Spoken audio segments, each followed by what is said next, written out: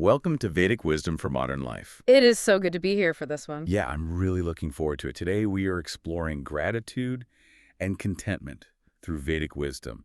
And, this deep dive is custom tailored just for you, the listener, because we really want to help make sense of this quiet, almost unspoken sorrow that seems to just run right through the center of modern life. Right. It's a very specific kind of sorrow, isn't it? It really is. It's this bizarre psychological dissonance where, you finally receive exactly what you prayed for, exactly what you worked so hard for, like the promotion, the relationship, the financial stability, and yet the heart just still feels entirely unsatisfied. Oh, absolutely. I mean, it is one of the most profound paradoxes of the human condition. You arrive at the destination you spent years, maybe decades trying to reach, expecting this profound sense of arrival. Yeah, like a finish line where you finally get to rest. Exactly. But instead, the relief is incredibly fleeting. And the Vedic sages understood something really fundamental about this experience. They taught that a mind that hasn't cultivated gratitude as a foundational state, well, it will never actually know peace. Never.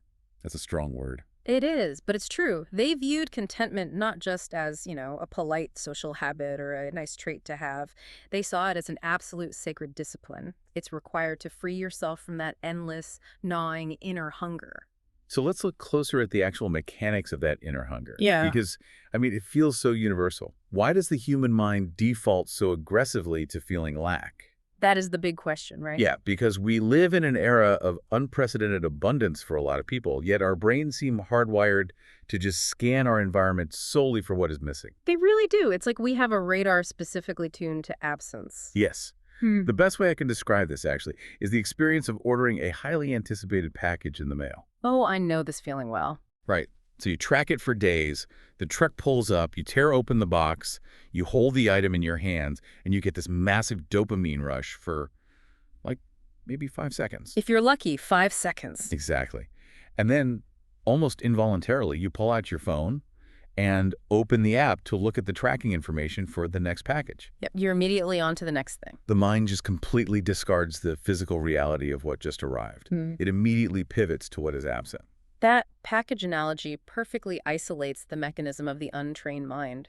I mean, if we look at the underlying why of this behavior, it basically comes down to a collision between our evolutionary biology and what Vedic wisdom calls avidya. Avidya, meaning a fundamental ignorance of our true nature. Exactly. So biologically, your brain evolved to keep you alive on the savannah. It is, at its core, a threat detection machine. So it's looking for danger, not happiness. Right. It remembers the poisonous berry or the rustle in the bushes far more vividly than it remembers, a pleasant sunset. Because anticipating the next problem is what kept your ancestors alive. That makes total sense. We're wired to scan for the negative. We are, and the Vedic tradition recognizes these deep-seated mental grooves, which are known as samskaras. So the ungrateful mind isn't actively trying to be malicious or miserable. It's simply trapped in this perpetual state of negotiation and anticipation. Always waiting for the other shoe to drop. Yes, or telling you, I will finally be at ease when my bank account reaches this specific number, or I'll rest when this conflict is resolved. So it is essentially holding our present well-being hostage based on future conditions. Sure. The mind treats the present moment entirely as a stepping stone, or worse, like an obstacle we just have to get past. Precisely. And the great tragedy of functioning this way is that you can be standing squarely in the middle of absolute grace, surrounded by this complex web of things quietly supporting you, and still feel completely impoverished. Because the lens of lack just filters out all the light. It does. But the beautiful thing is, the Vedic teachings do not harshly judge you for this biological and psychological glitch. They just ask you to become intensely aware of it so you can actually begin the work of overriding it. But if the default setting of the brain is to constantly scan for lack, overriding it has to require something much stronger than just, casually trying to look on the bright side. Oh, absolutely. Forced positivity won't cut it. Right. It seems like it requires a radical redefinition of what gratitude actually is. Because in modern parlance, gratitude is often reduced to basic politeness. Yes, exactly. Like it's saying thank you when someone holds the elevator for you. Yeah. But the Vedic perspective frames it as a complete shift in your spiritual vision. It really is a profound shift. It's moving from seeing the world as a series of transactions to seeing it through a lens of deep reverence. Reverence, that's a powerful word. It is. True gratitude is this sudden, humbling realization that your life is upheld by an order far greater than your individual ego.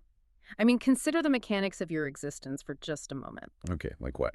Well, the oxygen you are breathing right now is freely given by the ecosystem.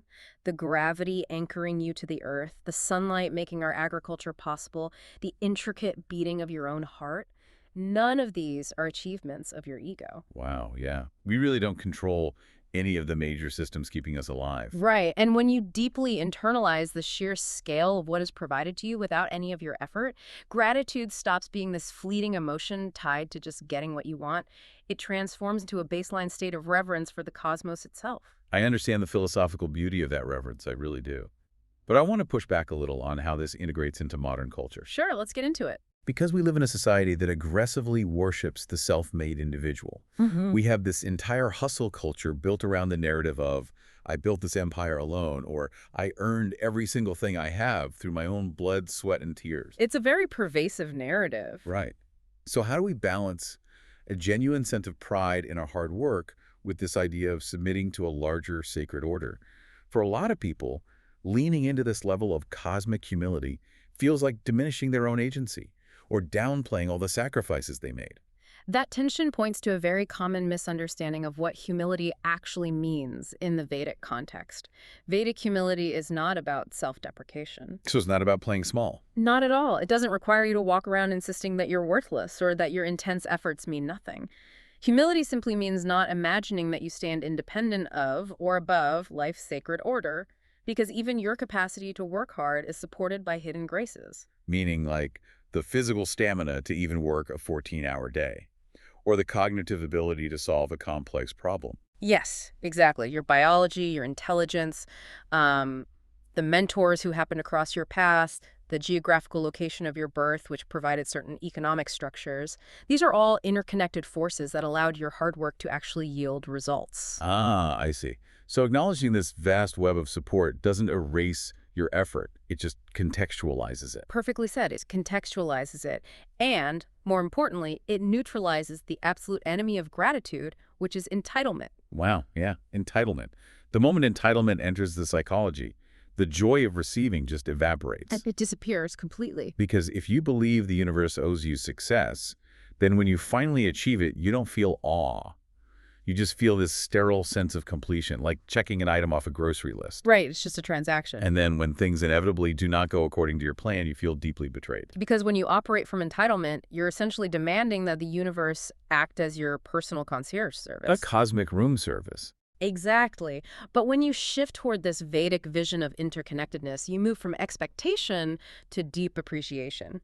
You realize you are participating in a grand reality, doing your part, rather than trying to conquer it as this solitary force. But that shift from conquering the world to participating in it brings up a major practical dilemma regarding contentment. Okay. What's the dilemma? If I truly practice this, if I become deeply contented with the breath in my lungs and the sunlight on my face, there is a fear that I will lose my drive. Ah, the fear of losing your edge. Yes.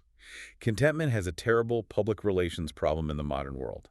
It is frequently equated with stagnation, apathy, or just sitting on the couch while the world passes you by. Does embracing Vedic contentment mean I just stop trying to improve my career, my community, or my family's circumstances? The sages would emphatically refute the idea that contentment equals inaction. This is where we have to introduce the vital synthesis of contentment and Dharma. Dharma, meaning duty or right action. Exactly. The responsibilities you hold in the world. Vedic contentment is an internal state of sufficiency, not external laziness. It means that while you are acting in the world, whether that's building a business, raising children, advocating for justice, you are doing it from a place of inner wholeness rather than inner deficiency. So the action continues, but the source of it changes. Yes. Because without contentment, even the most noble actions become strained, agitated, and desperate, because you're secretly demanding that the outcome of your actions validate your worth as a human being. Let me see if I can ground that in an analogy. Yeah. Think about the physical act of running a sprint. Okay, running a sprint. In one scenario, you are running at top speed because a hungry tiger is chasing you. Terrifying, right? In the second scenario, you are running at top speed because you are an athlete who genuinely loves the feeling of the wind in your face and the power of your own muscles. I like this. In both scenarios, the external action is identical. You're exerting massive effort, sweating, moving fast. But the internal landscape is entirely different. In the first, you are striving out of sheer terror and a desperate need to survive. In the second, you're striving out of fullness, balance, and joy. Contentment doesn't stop you from running the race. Contentment simply removes the tiger. That is a flawless illustration of the principle. The action remains, but the consciousness driving the action is entirely transformed. And it is crucial to understand the protective nature of this transformation, too. Protective how? Well, a person who is endlessly running from the tiger, someone who feels chronically insufficient, they become incredibly vulnerable to manipulation in our modern society. Oh, because they are constantly broadcasting a signal of lack, and there are entire industries waiting to exploit that exact signal. Precisely. Advertising, social media algorithms, political fear-mongering, they all operate by identifying your deepest insecurities. You're not enough, but if you buy this product or direct your anger at this group, you will be. Exactly. When you are starved for validation, you can be steered by anyone holding a scrap of praise or stoking a fear of missing out. But when contentment is joined with Dharma, you become psychologically unmanipulatable. Unmanipulatable, I love that. You create luminous, harmonious action. You fiercely improve what needs improving in your life and society, but you do it from an unshakable center of gravity rather than frantic desperation. Now, translating that unshakable center of gravity into daily modern life presents another challenge, I think. The sheer volume of noise we deal with. Noise is deafening these days. It really is. Vedic wisdom places a high premium on simplicity and creating an environment of sattva, right? Which is clarity and lightness. Yes, sattva is essential. But our current environment is the exact opposite. We have a dozen browser tabs open, endless notifications, a constant stream of curated opinions. It feels as though this cognitive overload literally drowns out the subtle capacity to feel awe or reverence. Simplifying the environment seems like a prerequisite for giving contentment, the mental room it even needs to take root. Well, the mind reflects its environment. When you clutter your days with endless consumption, whether that's material accumulation, digital media, or just engaging in unnecessary conflict, you dull that delicate sensitivity required to perceive those hidden graces we discussed earlier. You just can't hear them over the noise. Right. Simplicity in the Vedic sense is never about self-deprivation or punishing yourself. It's about deliberately turning down the static so you can actually hear the music of your own life.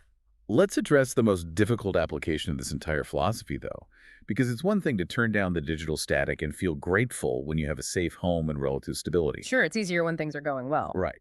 But it is an entirely different endeavor to practice gratitude when life brings genuine tragedy, sudden grief, a devastating medical diagnosis, loss of a loved one. How do we navigate profound hardship through a Vedic lens without falling into the trap of toxic positivity? That is such an important distinction to make. Because telling someone who is drowning in real sorrow to just look on the bright side is not only unhelpful, it is actively alienating. It is deeply alienating. Toxic positivity is really just a modern psychological defense mechanism. It's the ego's refusal to sit with discomfort. It's just trying to rush past the pain. Exactly. The ancient sages never asked anyone to deny their pain or to plaster a false smile over genuine suffering. Applying gratitude in the crucible of hardship is not about forced cheerfulness. It is an exercise in profound, radical trust. Trust in what specifically? Especially when the situation feels entirely unfair and chaotic. Trust in the sacred, underlying intelligence of life, even when the current chapter is entirely incomprehensible to your ego. I mean, when you are in the depths of pain, the mind tries to convince you that the darkness is absolute, that it's the only truth that exists. Becomes all-consuming. Right. So true spiritual gratitude in those moments is the courageous refusal to let the pain become the entire story. It's the ability to say, I am hurting deeply, this situation is incredibly difficult, but I will not allow this suffering to make me completely blind to the grace that still exists. So you are basically holding two opposing truths in your hands simultaneously. The reality of the heartbreak and the reality of the sacredness of life. Yes, and doing so is the hallmark of profound spiritual maturity. Because sometimes immense hardship is the very mechanism that strips away our false attachments. It teaches us a level of detachment we could never have accessed during comfortable times. That's a hard truth, but a deep one. To stand in the middle of a devastating storm and declare, I do not understand why this is happening, but I will not close my heart to grace, ensures that your suffering doesn't calcify into bitterness. It keeps your spirit porous and open. I do not understand this, but I will not close my heart to grace. That framing completely strips away the pressure to pretend everything is fine while still offering a lifeline out of despair. It's an anchor in the storm. So moving from these deep philosophical waters into actionable steps for, a regular Tuesday, how do you, the listener, begin to build this muscle? If the goal is to break the momentum of unconscious habit and neurobiology, how do we implement this throughout the day? It really begins with deliberately creating micro moments of conscious remembrance. You must actively interrupt the mind's default scanning for lack. Interrupt the scan. Okay. This can be as simple as pausing before a meal or before opening your laptop to begin work and just taking a single intentional breath. And it's an inward bow to the forces supporting you. It seems it also requires changing how we communicate, too, both with others and internally. Like actually vocalizing appreciation in our relationships, telling people that you see their efforts and value their presence. Yes, vocalizing it is huge. It grounds the feeling into reality. And perhaps most importantly, transforming the nature of our internal prayers or meditations.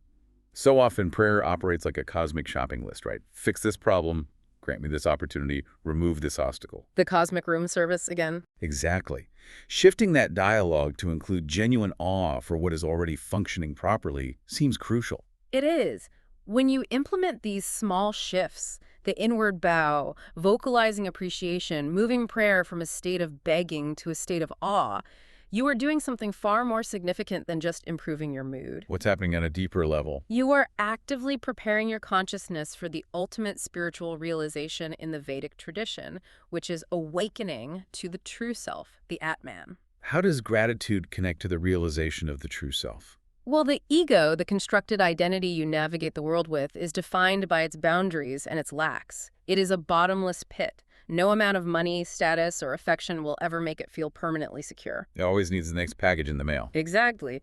But your true self, the deeper witnessing consciousness within you, is already whole. It is entirely complete just as it is. So as you cultivate gratitude and contentment, the frantic, noisy demands of the ego begin to quiet down. The static fades. Yes. And in that quietness, you stop outsourcing the impossible job of making you feel whole to your external circumstances. Because the world cannot fix a brokenness that is merely an illusion of the ego. Beautifully said. You begin to remember that completeness is your fundamental nature, that realization brings a profound lightness. I mean, you still engage passionately with the world, you still love deeply, you still face challenges, but you are no longer ruled by the exhausting tyranny of never enough. That really reframes the entire concept of enough for you, the listener. We have been so heavily conditioned to view enough as a failure, like it's a ceiling we hit when we lack the ambition to push further. It's seen as settling. Right, settling. But Vedic wisdom reveals that recognizing you have enough is not a defeat. It is the ultimate victory over the ego. It is the exact moment the tiger stops chasing you, and you finally get to run the race just to feel the wind. As we bring our exploration to a close, I want to leave you with a final thought to sit with in the quiet moments of your week. We spend so much energy anticipating the future, hoping the next milestone will finally bring us relief. But what if the profound peace you are endlessly searching for in the next chapter of your life is actually hidden within the way you choose to see this current one? A perfect place to anchor this discussion. If this deep dive resonated with you or helped clarify something you've been carrying, please subscribe to the playlist and like this deep dive. And we genuinely want to hear from you. Share in the comments how you are navigating the balance between ambition and contentment, or how you practice finding grace during difficult chapters. Your insights and your journey matter to this community. Until next time, take care of yourselves. And remember to look for the grace that is quietly supporting you right now.